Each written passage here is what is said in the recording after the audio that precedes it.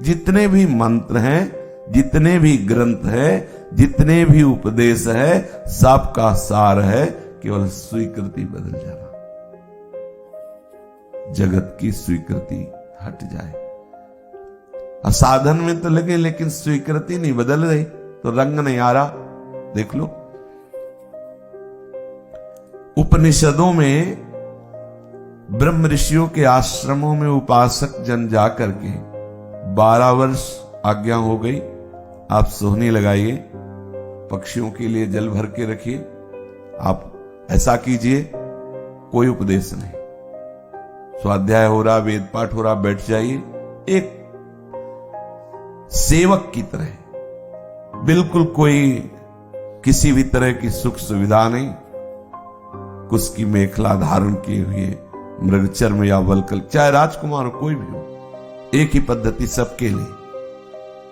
अब 12 वर्ष तक तो कोई उपदेश ही नहीं दिया, इसके बाद बोल दिया तुम प्राण नहीं हो। 12 वर्ष की तप प्रधान वृत्ति ने तत्काल पकड़ लिया। तो फिर प्राणों का जो धर्म है, ये आहार, ये जल पीना, ये वायु ले, ये मेरा नहीं, प्राण मैं नहीं हूं। फिर कुछ दिन के बाद तुम मन नहीं हो, लंबा समय बीती, अब जो बचा वही तुम। तो वहां बताना थोड़ी पड़ा क्या होगा, निकलने लगा शिवोहम शिवोहम शिवोहम अहम ब्रह्मास्मि, मैं ब्रह्म। पवित्र तप से बुद्धि ने स्वीकार कर, ओहो, जैसे सोया हुआ जग जाए। जनक जी को श्री अष्टावक्र जी ने कहा घोड़े की रकाब पर पैर रखकर बैठने में जितना समय लगता है उतने ब्रह्मबोध करा दूंगा। क्यों? तो पवित्र बुद्धि है, एकदम पवित्र।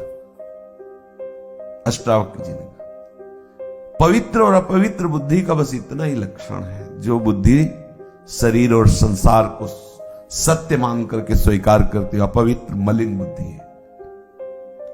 और जो संपूर्ण चराचर जगत को पहली प्रारंभिक दशा में मिथ्या मान करके एकमात्र प्रभु ही सत्य है ऐसा मानती है, फिर द्वितीय धरा संपूर्ण चराचर जगत केवल प्रभु ही है, दूसरा नहीं, बस हो गया काम उसका।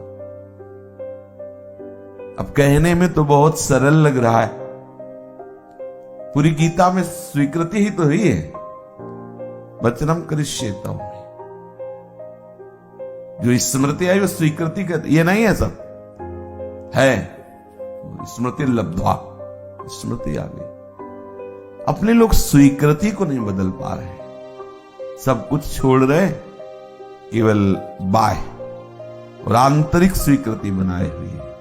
इसीलिए नित्य सत्संग में पहले कहते हैं कि हमारे ये गौर सावल चरणारविंद जीवन सर्वस्व है, हमारा जीवन भी यही है, हमारा सर्वस्व भी यही, हमारा साधन भी यही, हमारा साध्य भी यही।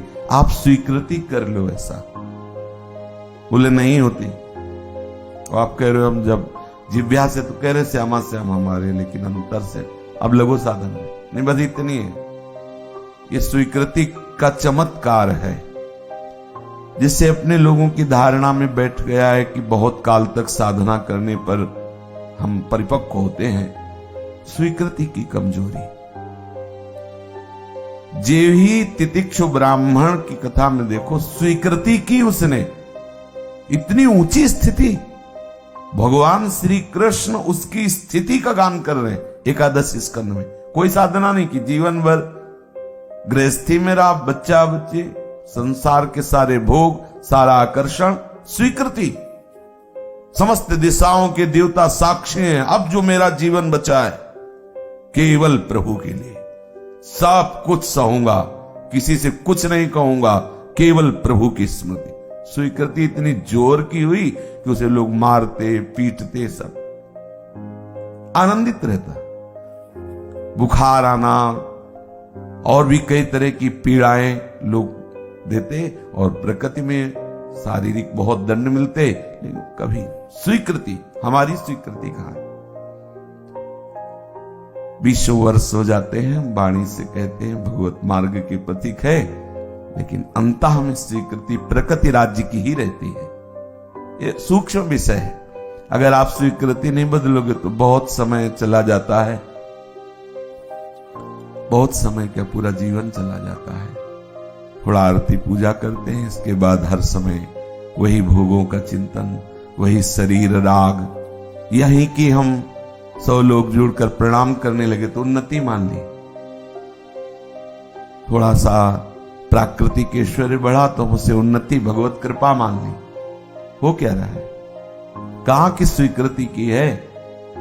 अगर आप प्रभु के चरणारविंद की स्वीकृति की तो उसकी उन्नति है कि कहीं कुछ भी आपका अपना न रह जाए, कहीं सांसारिक सुख का आकर्षण न रह जाए।